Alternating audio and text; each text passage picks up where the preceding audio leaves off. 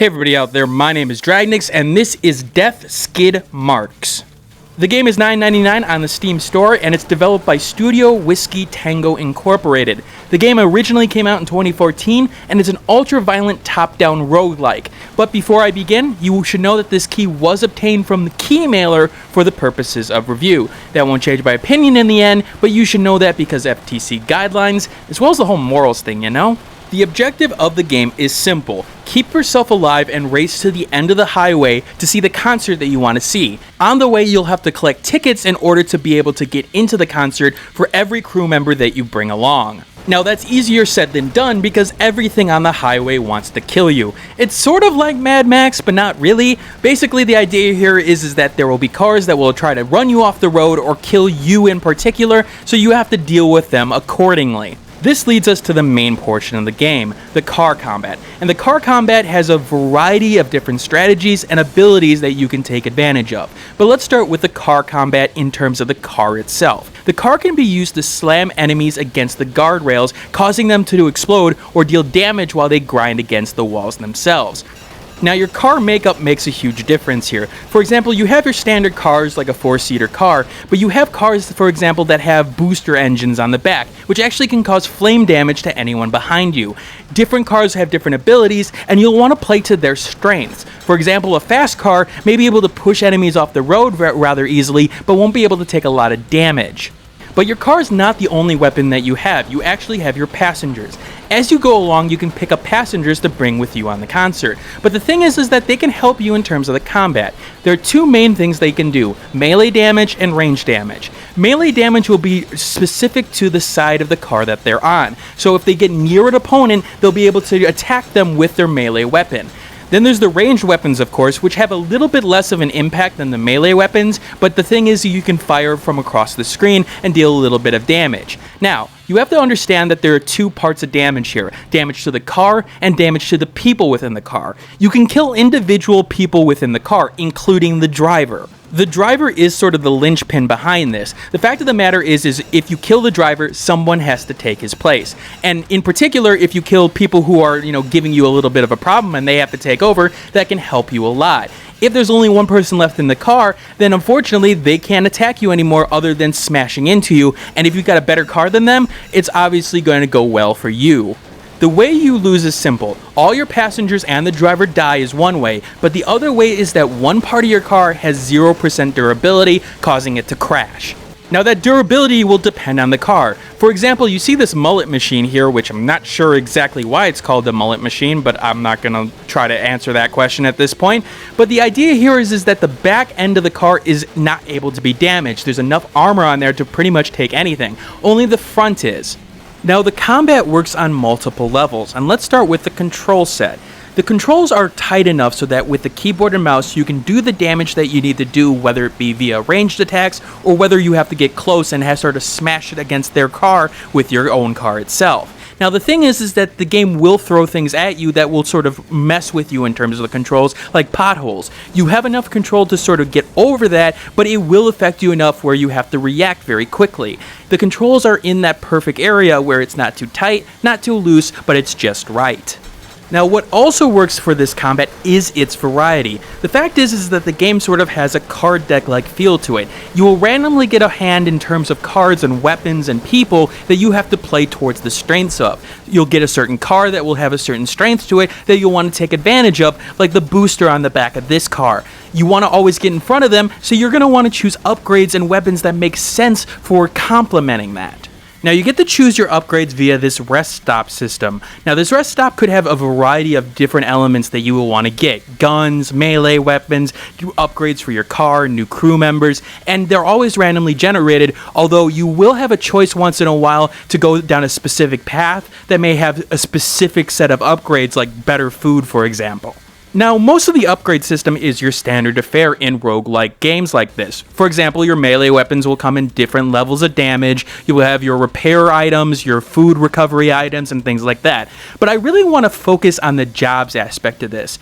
Each member of your crew can have their own mission, and that mission could vary from killing other people in other cars to smashing cars off the road. Now, this gives you the money that you need for your upgrade system, so it gives you incentive to take the ones that play to your strengths Or you may just want to go for the biggest upgrades at this point. And that's the sort of decision you have to make. Do I take the lesser upgrade that I know I can get, or do I go for the more risky one where, yeah, I will get a lot of money if I'm able to do it, but I may be backed into a corner and unable to do it in the long run? What was smartly done here is the fact that there are enemies that counter specific types of combat that you'll have to deal with, so you don't want to necessarily specialize in one specific area. You want a little bit of variety in order to be able to deal with other types of enemies. An enemy may not be able to be pushed off screen if you are going that route in terms of combat. You may want some ranged combat in order to help in a secondary manner, and it's done well here. It doesn't feel too overpowered or underpowered in that case. Now, unfortunately, this can lead to a sort of a brick wall situation where you face an enemy that specifically you haven't gotten the upgrades to deal with in an appropriate manner, and he will annihilate you. That's sort of the nature of roguelikes in the big picture, and while it can be frustrating, there's something about this game that makes you want to try it again immediately. What also helps is the hazards of the road. As you see, this hazard warning here sort of warns me of what is coming up on the road ahead, whether it be water gun pushing enemies or whether it be sort of just potholes in general. This does add to the variety of the game and it actually works rather well, but I'll get into where exactly that's a problem later on. Now, the game does throw random events at you, in particular with things like Zugtar. Now, Zugtar himself can make a run because he transforms your car and your people in a specific way. You can get an overpowered car, or you can get a weapon that you probably shouldn't have at this point, or he could go the opposite way and completely wreck you. Obviously, this is great for the early game, and in the mid game, you may not want to even choose to go for him because, well, guess what? It's not worth it. There's also things like the Russian roulette kind of mini games, which is sort of weird because it's great that you can get boost stats, but I feel like there's always an incentive to do it, especially in the early game, because crew members come so easily in the early game. Every pit stop seems to have one of them at this point, and so it doesn't necessarily run the risk unless if you've upgraded them significantly. And the game, well, is rather difficult, and you should expect that from a roguelike. Now, this is the good type of roguelike in terms of difficulty, as I found myself getting further and further as I learned more mechanics of the game, while still giving me a challenge along the way. It felt like a good difficulty curve for this type of game, and frankly, I'm still having troubles with it, but I'm enjoying my time with it. I want to overcome it. Now, the game does have a variety of modes as well, and in particular, I want to note the arcade mode because I feel like game designers don't know how to design new modes in question, and this is a good example. The arcade mode takes away the pit stop system, but does it sort of on the fly. Now, while it's a little bit confusing at first, especially when you've played so many of the regular mode, the thing is that this feels different, but the same at the same time. The same mechanics apply, but you have to do it on the fly. It's a little bit differently and changes up the formula just enough so it feels fresh. I always like playing another game of arcade mode after going through 3 or 4 runs on the regular one, just because, again, it feels nice and a little bit different. But noting what the arcade mode does well, it's also one of the things that the arcade mode and the regular game doesn't do well at all. And the fact is that information-wise, the game doesn't necessarily give you the information that you want from the overscreen. Like, if you get a new item and you don't remember what it does, you can't really see what it does in the main screen. And in particular, this sort of shows itself in arcade mode when you get an item and you have no idea what it does. Okay, this grenade, what does it exactly do? I can't find out in the screen. I can't find out what this character's strengths are, and frankly, I don't know what kind of stats they show. It's a little bit strange, and quite honestly, I feel like tooltips would go a long way to help this game out, because unfortunately, the user is not going to remember all this information in the long run. Now, in terms of the art aesthetic of the game, the ridiculous art style and the aesthetic really works for this game, in particular with the ridiculous nature of it. You will get pop culture references all over the place, and they're done in a way where it's sort of satiring them or, making fun of them in various ways. The thing is that it's fun, it's weird and different, but it fits. It's sort of like a cartoonish Mad Max in some ways, but in other ways it feels like its own sort of thing. The aesthetic is all over the place in terms of strengths and weaknesses. For example, the art and the character art in particular tells a story. The idea of this person having to go through like this treatment and seeing sort of the damage on his face, it tells a story in itself. You get an idea of what this character is going through, and that works rather well. In particular, the small details, like when you kill the driver and as somebody's in the back seat, them grabbing the steering wheel and them sort of, feeling like they're actually grabbing the steering wheel works rather well. In other games, that little small detail may be missed, but in this one, that sort of shined through and it really sold the universe in question. On the flip side, something about the UI at times feels off, in particular with some of the starting elements of the game. This text here feels sort of tacked on, like they forgot about it in terms of working it in. Now, these sort of designs are randomly generated from what I saw. The fact of the matter is that information doesn't pop out, and frankly, it looks a little bit ugly when I look at the other elements of the game. There's also this weird effect that the game has. If you get motion sick rather quickly, sort of watch some videos in order to make sure that this won't cause a problem with you. At certain points, my sort of, stomach started to turn with some of the speed elements of this game, and that was really weird because I wasn't having problems at first, but as I was going along, it was starting to show itself more and more. Now, the music selection for this game, of course, is appropriate. The fact of the matter is that you have your rock, you have your punk, you have your heavy metal kind of music, and take a listen to some tracks on this point because it is rather nice.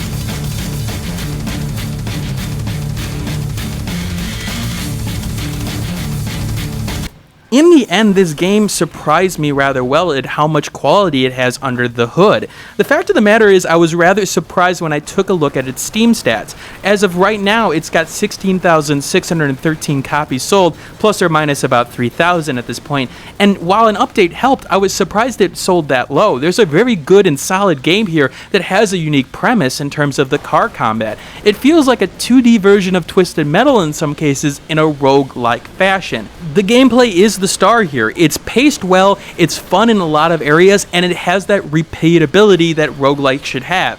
Every run felt a little bit different, especially when you were able to choose your characters, when you got those random events coming, and the enemies did provide enough of variety where you had to deal with them in certain ways. In particular, when you got into that second and third areas in terms of the enemies, they really did challenge you in new ways, and now you're trying to keep your crew alive, trying to keep your car undamaged, and really it gave the challenge element to this game a whole new level in terms of excitement. Honestly, at $10, you do get a good amount here, and it feels a lot different from other roguelikes in the genre. I know there are games like Convoy out there, even though this game came out first, but this does work, especially sort of in a Mad Max type of situation. I really feel like the game was sort of underappreciated, and it's definitely worth a look at its $10 right now, and definitely worth a sale look when it does go on sale eventually. Honestly, I can say that deathskidmarks is something that I will come back to once in a while when I do find time, which is usually in short supply at this point. Alright, this is Dragnix signing out. I hope you got an idea of what deathskidmarks has to offer. Again, I will leave my Steam review in the description below. It always helps if you upvote it or downvote it, depending on if you found this review helpful, only because that helps the visibility of the review or helps me understand whether or not people had a problem with the review. Again, I always appreciate it if you like this video. It helps it in search rankings and things like that. Always, if you have any other questions about the game or, want to talk a little bit more or just say something in general, you can comment below. If you want more content like this, you can hit that subscribe button, and I will see you all later. Hey everybody, thanks for watching. If you like this content and want to see more of it, you may want to hit that subscribe button on the left-hand side. If you like this video and want to see more of this content, take a look at this video on the left-hand side as well. And if you missed my last video, take a look at the right-hand side. Once again, thanks for watching, and keep on gaming.